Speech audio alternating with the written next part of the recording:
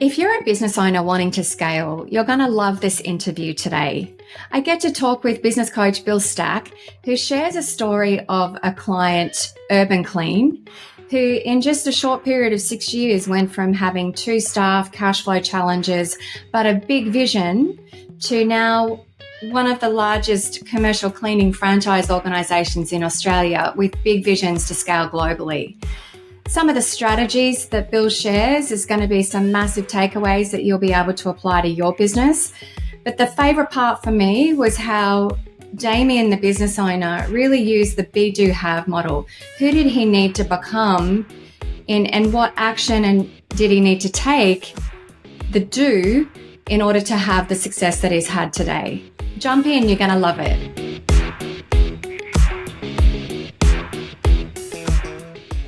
Bill Stack, business coach. Why did you become a business coach? Yes. I became a business coach a while back in my career to have a diverse experience of various businesses coming at me so I would even learn more about business. I realized I knew I could help some businesses in some areas, but I knew I was also a fledgling coach at the time.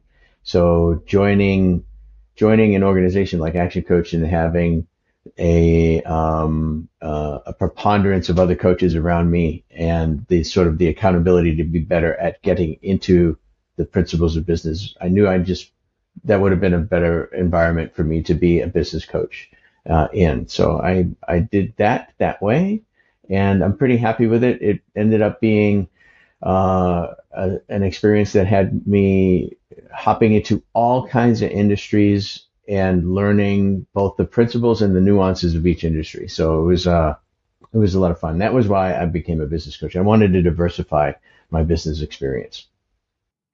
And so what's the number one thing that you think gets the best results in business? I would say, wow, combination of mindset and taking appropriate actions to never stop learning and using what you learned. So number one thing would be use what you learn. Closest second thing is keep learning new stuff so that you can use what you learn next. And what do you mean by use what you learn? Can you explain that for me? Well, as a coach or as a business owner, the universe doesn't stay static. So you have sales go up, sales go down. You're trying to take an uncontrolled condition and keep it in a nice controlled environment so that you have a predictable sales flow, your cash flow is solid. So when you're making your decisions on what to do in the week, or your team helping them make decisions on what to do in the week, it has to correlate back to that. So so you have to match up the expectation with the actual inputs. And so business owners come to you with a challenge. Quite often that can be maybe cash flow. It might be, time management. They're working in their business. Their businesses, they're working for their business, not them, the business working for them. They want to scale, or maybe they feel like they're spinning their wheels. So what's the most common challenges that business owners face that you find? What they see as a challenge might not be the real challenge in the business. So I would say common challenge is a little bit clarity on what is actually happening. Nevertheless, the biggest challenge, once that's established, is time. What is the business owner doing with their time? What is the team doing with their time to either make a problem go away or to perpetuate the same problem? And it all boils down to, if they don't take time to learn and to pay attention to what's really happening, they're not going to be able to exercise any extra time on solving it. So I would say time management is a priority because everything flows from there.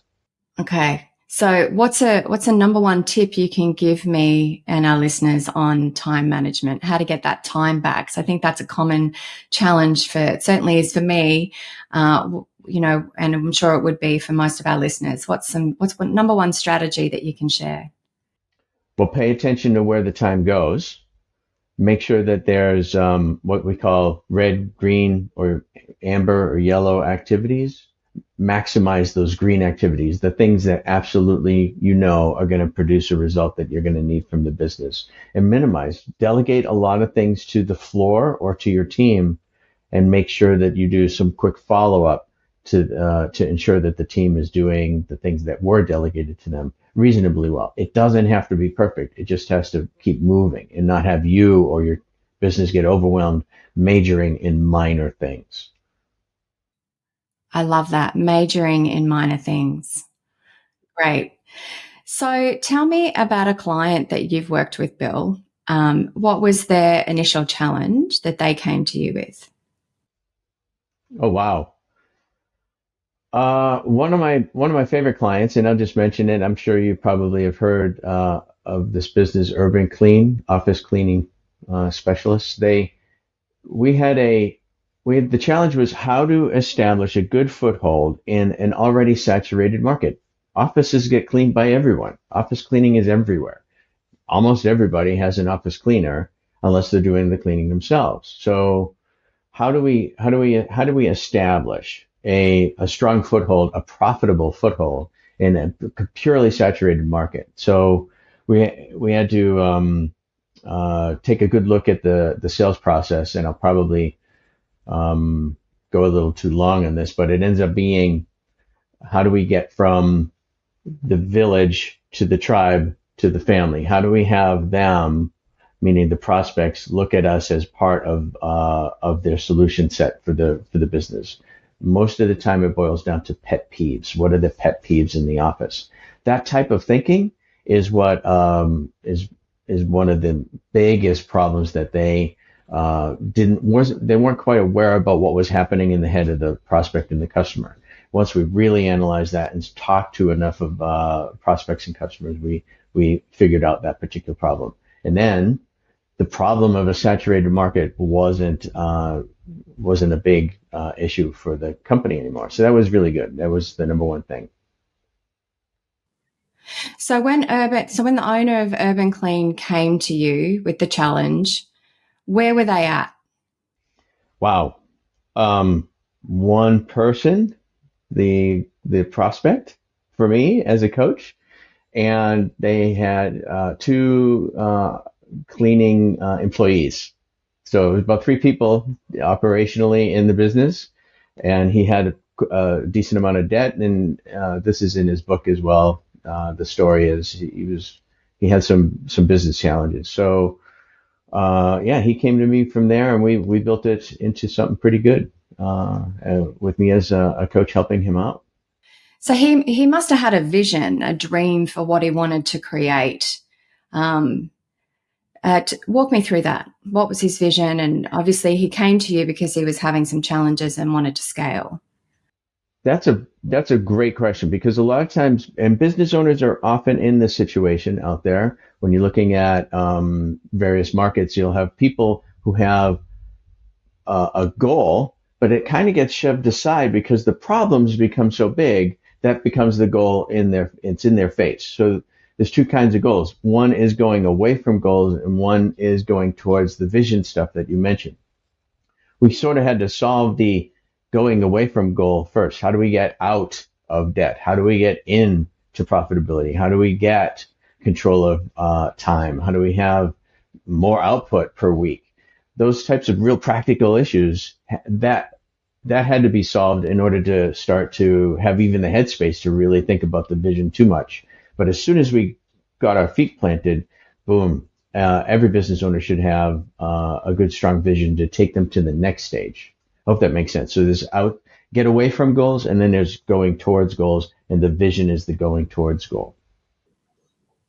So, what was some of the challenges he was experiencing where he had to work through some of the go away from goals that you just mentioned? The biggest thing, again, was determining how to get consistently profitable sales flows happening. Number one, that was where we got into that whole tribe, village, and family scenario. We wanted to make sure that the prospects were starting to look at our solution as a real possibility to finally get their pet peeves solved, their go away from goals solved. And so yeah, that was the approach to that. So sales challenge. And so walk me through how you did that with the business owner. Well, we took a look at the market itself. Who, what type of um, market segment would be the most profitable market segment to go in towards, and then come up with a solution towards that particular the mindset of that prospect. And once we did that, we then languaged it out and practiced the actual presentation and discussion and how to the nuts and bolts of the sales process are based off of understanding what the big problem is in that particular niche, understanding what niche you actually want to go towards, usually the one that has the decent amount of profitability in it. When you're starting out, you can't act like Big W or Walmart because you just don't have that kind of size and capability. So you go towards an area that you can niche and survive well with good profit at the end of the month. So niching and then focusing on that niche to formulate an offer that makes sense to that particular submarket. And so that means saying no to the ones that aren't too, right? So how did you identify who the ideal client was for Urban Clean? And who is that? Well, first of all, with the overall arching process of what you just said, you're right, is saying no is part of any strategy. Any good strategy always slams the doors on everything that isn't that strategy. You have no choice. Otherwise, you get really distracted. Which is Um, hard to say no to potential sales. it's super hard. It's super hard, and that's why good coaching keeps you accountable so you don't get caught up in the noise of whatever book you just read or some chat that you had at a dinner or something on the internet starts to be shiny object syndrome as a business owner. So we stick to the plan. We figure out what that niche is, what the mindset is of the people who make the decisions in that niche, and then go for a proper communication set for that mindset. And who was that for Urban Clean? Who was that ideal client? Oh, sure. Okay. Well, think about office cleaning in general. There's dozens of different styles of offices. So we looked at the markets that needed to have a clean, crisp look as part of their product in their business. And these would be engineering firms, architectural firms. No one walks into a sloppy looking architectural firm and says, okay, this is the place I want to have build my house, right? Where it has to look good, has to feel good. So these types of businesses that had Doctors, decent, medical yeah, centers. medical facilities, absolutely. Even some gyms, if the cleanliness of the gym is part of the product itself. So when the part of the product is also the way it looks and feels cleanliness wise, that's an organization that is willing to pay that extra amount of money to make sure it's perfect. Yeah. But that, I mean, isn't that the USP that most office cleaning companies would have? Like they would all say that. What was the point of difference that Urban Clean has? Well, they do say that, but they also stick their hand up saying, "Hey, I'm the cheapest. Please pick me." Right? So we put the hand up and say, "We are not the cheapest, and this is why. Check out our customers; they're happy. You want this, this, and this. Let's just have a discussion." Remember, it's that we had to think about that. We don't want them to make a decision right away. We want them to just have a discussion. That's when we show our concern about what their pet peeves were, why it's important to them. We actually help them come up to a realization that, yeah, not only do I have a cleaner, but do I have the right cleaner for our business? That does you don't get straight into that discussion right away, but you can work your way through it if you're careful. So I want to understand the strategy though that has helped them scale because there still must be something that is because another competitor, a cleaning company, could come in and undercut Urban Clean. What keeps those clients loyal to Urban Clean? Well, we ended up having a a visit with every client every month on average, about every month, month and a half. There would be someone would double check and come in and have a chat with that client. And it sort of reminds them that this cleaner is very different from most cleaners. Most cleaners get the work, they start doing the work pretty well, and then within a few weeks or a month or two, it sort of becomes very mediocre results. And nobody checks in on them, and the communication is very haphazard. Someone at the top says, "Why isn't this clean? This is supposed to be clean." So that it goes down to someone who's the interface person in the company with the cleaner. They try to get in touch with the cleaner and say, "Why isn't this clean?" And it's a very hodgepodgey communication process. Our USP there would be to close that loop so it's very fast. Most of the time, we get an immediate response to the client whenever they see anything wrong or whenever they see something that they want to have in addition. Like someone's having a birthday party that week. The lounge room is going to be quite busy and dirty. Do you mind if you do an extra clean there? Boom. And within 24 hours, we're ready to go. So it was a responsiveness issue. Yeah, that was the strategy. Okay. So so they got really clear. So to help the business out of some cash flow challenges, you really looked at niching. You got really clear on your their USP. USP. Mm-hmm. Great customer service. And then, so what was next for them? Like, because they've now, where are they now? Talk to me about where Urban Clean is today. Oh wow. As we mentioned earlier, it was about three people. The owner and two employees. We're looking at 190 franchisees around Australia, selling in New Zealand. We have we're all set up in the United States and Canada for selling franchises and expanding there. And same systems, just brought to a larger scale. And that niche still is there anywhere in the world. There are going to be those businesses that are absolutely understand that their product also includes the crispness and the experience of the environment inside the office itself for their team and for the customers. So how long, what was the period between the time they started working with you and today? Oh, it took a few years. I'm still coaching them now, obviously. So we're looking at total of about 6 years of work. 2 to 3 years of that is just setting the business up for the scalability that was going to be coming later. And this is why you were mentioning having a good, strong vision is important.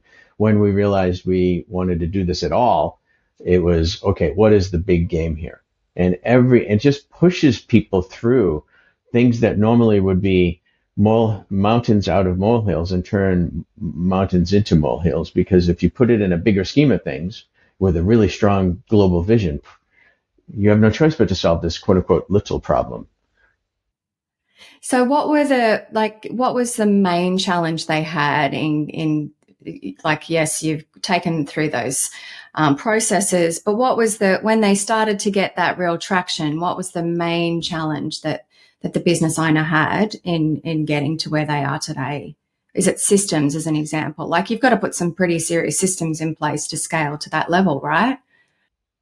Yes, and we had to make sure that we use technology to have it be as fluid as possible for the cleaners because we can't demand a high paperwork workload on people who just wanted to add a few extra hours of cleaning to their life a week for a few extra dollars.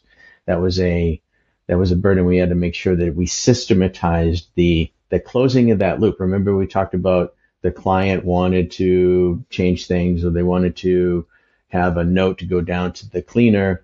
We wanted to make that very crisp. So we designed our own apps and we had mechanisms in place to have the client see exactly what the clean package looked like before and after. They cleaned the fridge, they did this, they polished the floors. This is awesome, and they have access to that whenever they want to. Mm.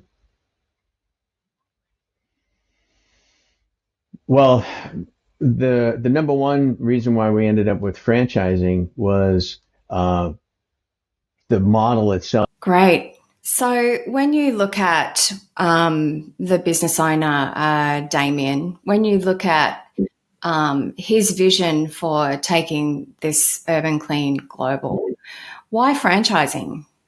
Well, the number one reason why we ended up with franchising was uh, the model itself gives you a little bit of cash flow to help you grow the business later.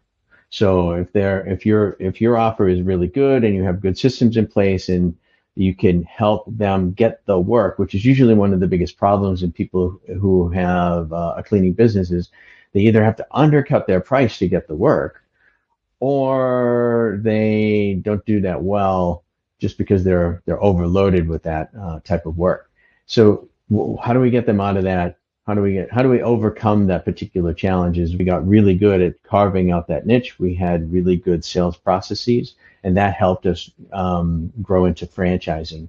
And that franchising model gave us the capital to continue to grow the business on a larger scale. So, how many franchises does Damien have now? About 190 in Australia. 100 franchises in Australia. Yeah. Okay. And so when he shows up for coaching calls with you now, what do you talk about? Because the conversations, I'm sure, is going to be a lot different to what it was, 6 years ago. Oh, very. Well, yeah. After it's a familiar, friendly tone, and it's we both welcome it, and we can cut through the chase of what is a problem and what is the problem.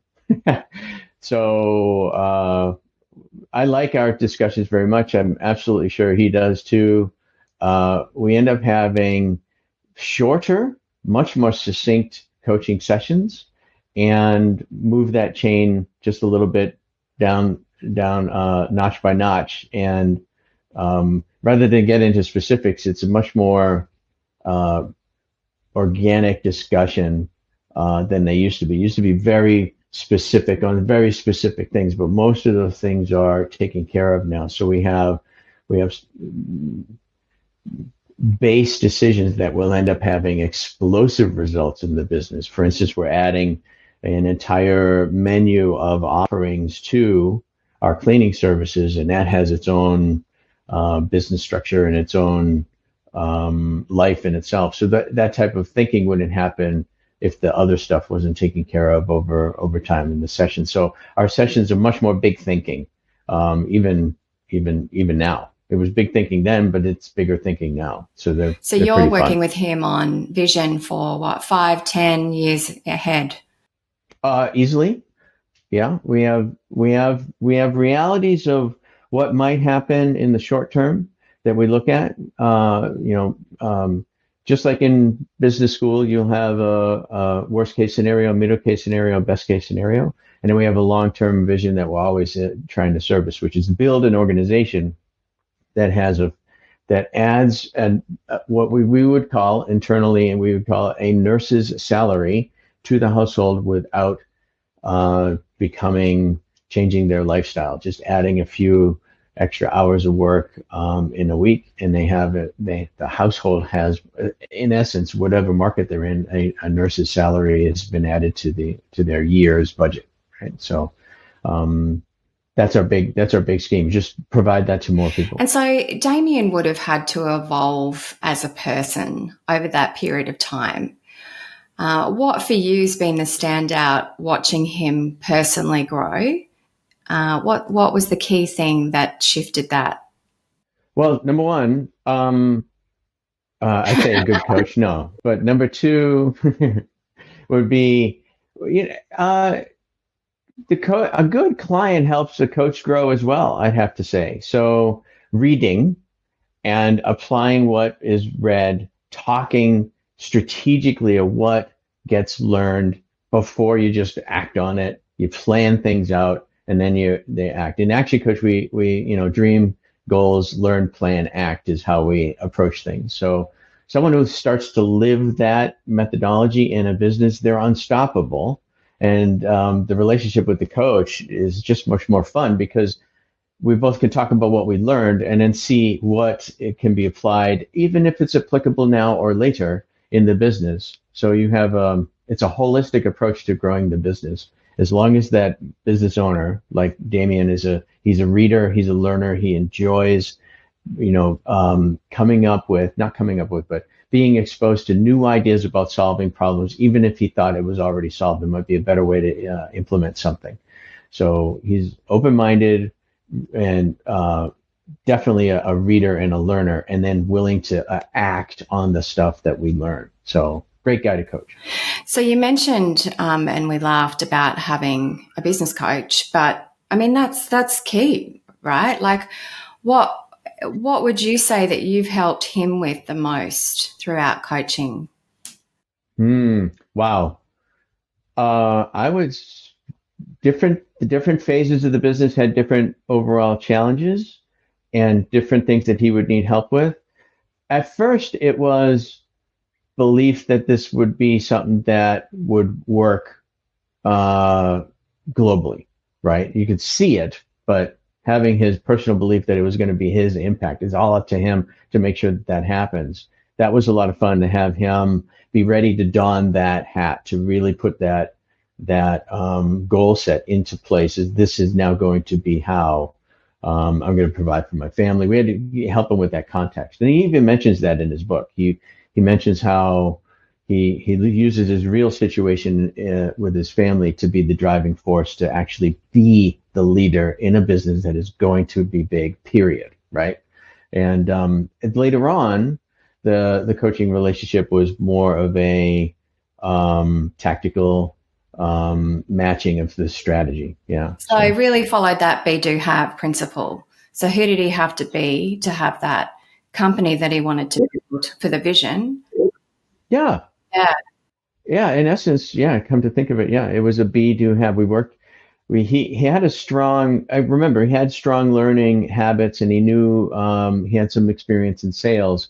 So once his B matched up with what that business was going to need globally, that was off to the races at that point. And then the have just comes, right? Yeah, the do's and the haves occur because he's willing to do the things, because it's not hard to do the things that are already part of who you are. So if you work on the who you are, the be stuff, who I am going to be, the do's just sort of match that. Like an Olympian, they are going to win that gold. They are an Olympian. Therefore, when they wake up in the morning, every thought, every idea, all that's the filter on which they view any decision they make. And so that's what was working with Damien as well, just as it does with anybody else. What a great example of that be, do, have really coming to life. So what does life look like for Damien now? So he's created the system. He had the vision. He's created the systems. He's got the team in place. Like, what does the day in the life of Damien look like? Well, he's moving, making moves in the business to maximize the international growth of the business. We're making relationships in the U.S., relationships in Canada, the UK. We have a key person who's going to be focused in on developing the UK. So he's definitely stepped back in terms of day-to-day operations, and he's more of the relationship level person, helping his team exceed their expectations of even themselves. That's his goal. See, he likes to. I think it's a phrase in a book that he loves. How to take lack of regular common people and turn them into superior people in terms of performing in the business. So take regular people and then help them be their best selves in the business. That's what he likes to do. So leadership is a big part of what he loves to do now, and developing people. And so you mentioned that his driving force was, his family. Is he spending more time with family now? I mean, I think I read in his book that he's, is he a pilot, or he's flying? He's become a pilot. He has a plane. And he absolutely is spending more time with the family. He's got a really good family life, and that's his lens for everything, if you think about it. So, his work hours are still there, but nowhere near the steady burden. It comes in little pieces, and it can work even growing this big business around his family's requirements. You have soccer games, you have school, you have time with the family, you have vacations, and you have just hanging around time, things like that. That's a priority for him, hands down. Well, wishing Urban Clean and Damien and the team all the success for the future. Look forward to catching up again to hear about their journey. Bill, just 3 very quick questions. What's your favorite business book? There